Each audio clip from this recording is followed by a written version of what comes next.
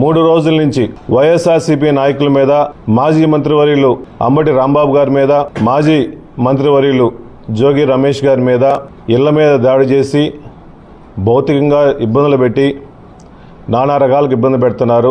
దీన్ని పూర్తిగా ఖండిస్తున్నాం. ప్రశాంతంగా ఉండే రాష్ట్రంలో చంద్రబాబు నాయుడు గారు వాళ్ళ స్వార్థ రాజకీయాల కోసం తిరుపతి వెంకటేశ్వర స్వామి పవిత్రంగా భావించే తిరుపతి లడ్డూలో నెయ్యి కల్తీ జరిగిందని చెప్పేసి ఏ రిపోర్ట్స్ లేకుండా, ఎన్డీడీబీ గానీ ఎన్డీఆర్ఐ రిపోర్ట్స్ ఏమీ లేకుండా కావాలని చెప్పేసి ఒక ఫ్లెక్సీలో కల్తీ జరిగింది, ఆ నెయ్యిలో కుంభకోణం జరిగింది, 250 కోట్ల కుంభకోణం జరిగిందని చెప్పేసి ఏ సంబంధం లేని మా మాజీ ముఖ్యమంత్రి వర్యులు వైఎస్ జగన్మోహన్ గారి మీద, వైవి సుబ్బారెడ్డి గారి మీద, భూమన కరుణాకర్ రెడ్డి గారి మీద, మాజీ టీటీడీ చైర్మన్ మీద కావాలని చెప్పేసి దుష్ప్రచారంగా అన్ని చోట్ల ఒక ఫ్లెక్సీలు కావాలని ఏర్పాటు చేసి ఒక విష సంస్కృతిని నేర్పించి కావాలని మత విద్వేషాలని రెచ్చగొట్టే విధంగా ఈ ఫ్లెక్సీలు పెట్టడం, దీన్ని పూర్తిగా ఖండిస్తున్నాము.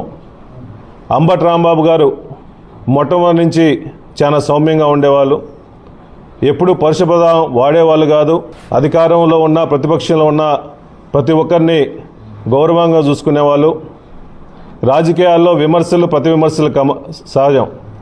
కానీ ఈ విధంగా సంబంధం లేకుండా అంబటి రాంబాబు గారి మీద, ఇంటి మీద, ఆఫీస్ మీద దాడి చేయటం, జోగి రమేష్ గారి మీద ఇంటి మీద దాడి చేయటం నిజంగా చాలా బాధాకరంగా ఉంది. అంబటి రాంబాబు గారు ఏం చేశారు? ఆ ఊర్లో ఉన్న ఒక ఫ్లెక్సీని ఆయన స్వయాన అక్కడ పోయేసి మున్సిపల్ డిపార్ట్మెంట్కి, పోలీస్ డిపార్ట్మెంట్కి, అయ్యా మేము ఫ్లెక్సీలు చించడానికి రాలేదు, ఈ విధంగా మా నాయకుడి మీద ఫ్లెక్సీలు పెట్టారు, దయచేసి రేపటి లోపల తీయమని చెప్పేసి రిక్వెస్ట్ చేసి అదే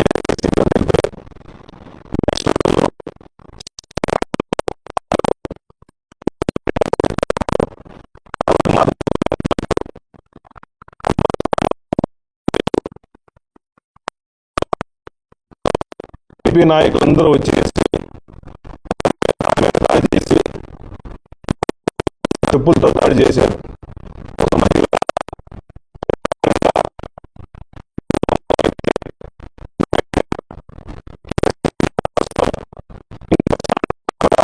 విధాలుగా మాట్లాడి కారు మీద కొట్టి, పోలీసులు ఎంతమంది ఉన్నా కూడా పోలీసులు వాళ్ళని అరికట్టకుండా చోద్యం చూస్తున్నారంటే ఇది నిజంగా ఈ ప్రజాస్వామ్యంలో ఇటువంటి చర్య జరగకూడదు.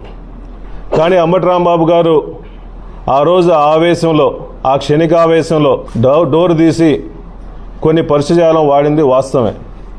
దాన్ని బేసిక్గా అతను వచ్చి నేను ఈ విధంగా మాట్లాడకూడదని చెప్పేసి క్షమాపణ చెప్పి, ప్రెస్ మీట్లో క్షమాపణ చెప్పేసి వెళ్ళిపోయిన తర్వాత కావాలని చెప్పి అక్కడ టీడీపీ నాయకులు గూండాలాగా ప్రవర్తించి ఆయన ఇంటి మీద దాడులు చేసి, వాళ్ళ ఇంట్లో మనుషులుంటే దాడులు చేసి ఆ కార్లు, అద్దాలు పగలగొట్టేసి, ఇంతమంది పోలీసులు ఉండగా, పక్కనే కూతవేటులో డీజీపీ ఆఫీస్ ఉండగా పోలీసు పహారాలో వచ్చి అంబటి రాంబాబు గారి మీద దాడి చేశారంటే ఈ రాష్ట్రంలో లా అండ్ ఆర్డర్ మెయింటైన్ చేయాల్సిన బాధ్యత ఒక ముఖ్యమంత్రి స్థానంలో ఉన్న చంద్రబాబు నాయుడు గారిది, ఒక హోమ్ మినిస్టర్ గారిది, డీజీపీ గారిది.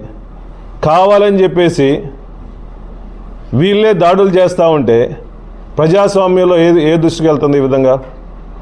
ఇది నిజంగా చాలా తప్పుడు సంకేతం తీసుకొస్తుందని చెప్పి సభాముఖం తెలియజేస్తున్నా.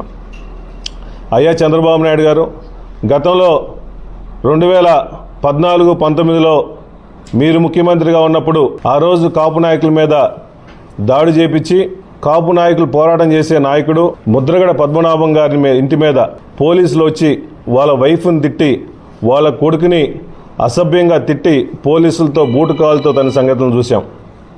ఏం పాపం చేశారు ముద్రగడ పద్మనాభం గారు? ఆ రోజు కాపుల ఐక్యత కోసం, కాపుల పోరాటం కోసం, కాపులకు రిజర్వేషన్ కావాలని చెప్పేసి ఆ రోజు పోరాటం చేశారు.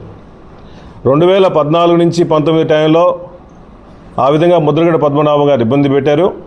మళ్ళా గవర్నమెంట్ వచ్చిన తర్వాత కాపు నాయకులను ఇబ్బంది పెట్టాలని చెప్పేసి అంబటి రాంబాబు గారి మీద సుమారుగా 5 నుంచి 6 గంటలు పోలీసుల సమక్షంలో దాడి చేయడం నిజంగా చాలా బాధాకరంగా ఉంది. కక్ష సాధించుకుంటున్నారు. ఈ విధంగా ప్రజాస్వామ్యంలో మీరు ఏ సంకేతం ఇస్తున్నారు?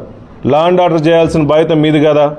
మీరు చేయకుండా ఈ విధంగా మీరే ఉసిగొల్పి ఒక రౌడీయిజాన్ని, ఒక రౌడీ మూకల్ని మొత్తం ప్రోత్సహించి నానా రకాలకు ఇబ్బంది పెడుతున్నారు. కాబట్టి ఇటువంటి శాస్త్రాలను దయచేసి మానుకోండి.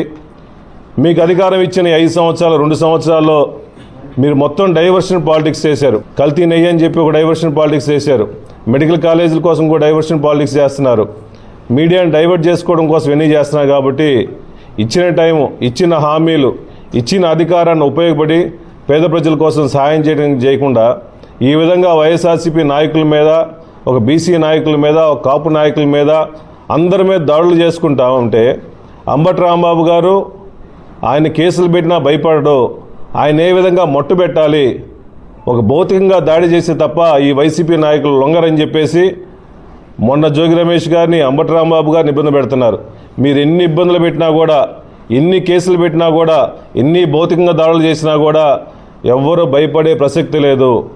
కార్యకర్తలు, ప్రజలు కూడా ఈ రాష్ట్రాన్ని మొత్తం ఒకే ఇష్యూ మీద సుమారుగా 6 నెలల నుంచి ఈ కల్తీ లడ్డు, కల్తీ నెయ్యి అని చెప్పేసి మీ రాజకీయాల కోసం ఒక దేవుణ్ణి, పరమ పవిత్రమైన వెంకటేశ్వర స్వామిని వాడుకుంటున్నారు.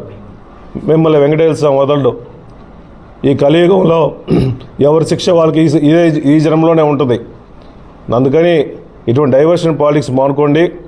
ఇప్పుడే లా అండ్ ఆర్డర్ మెయింటైన్ చేయండి. లా అండ్ ఆర్డర్ సరిగా లేదు కాబట్టి మేము గవర్నర్ గారిని రిక్వెస్ట్ చేస్తున్నాము. ఈ రాష్ట్రంలో లా అండ్ ఆర్డర్ లేదు కాబట్టి వైఎస్ఆర్సీపీ నాయకులందరినీ మీద దాడులు చేస్తున్నారు. కాబట్టి రాష్ట్రపతి పాలన ఇవ్వాలని చెప్పేసి మేము డిమాండ్ చేసుకుంటున్నాం.